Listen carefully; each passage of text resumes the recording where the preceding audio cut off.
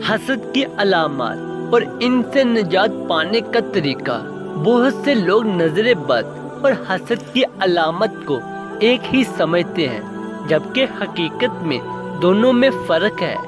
اگرچہ ان کا نتیجہ نقصان کی صورت میں نکلتا ہے، لیکن ان کے حقیقت اور اثر انداز ہونے کا طریقہ مختلف ہے۔ تو آخر فرق کیا ہے اور ان سے بچاؤ اور علاج کا کیا طریقہ ہے؟ یہی سب کچھ ہم وضاحت کے ساتھ بیان کرتے ہیں۔ نظر بد اور حسد میں فرق۔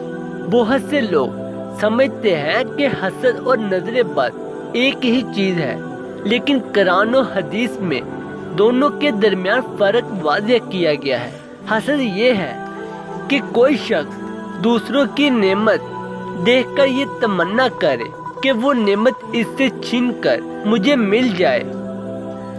یہ ضروری نہیں کہ حسد کرنے والا خود نعمت کو دیکھے، بلکہ وہ بغیر دیکھے بھی حسد کر سکتا ہے۔ حسد ایک خبیث اور بری صفت ہے جو مومن اور غیر مومن ہر کسی میں پائی جا سکتی ہے۔ اللہ تعالیٰ نے قرآن میں حسد کا ذکر شر کے ساتھ کیا ہے، اور میں حسد کرنے والوں کے شر سے پناہ مانگتا ہوں جب وہ حسد کرے۔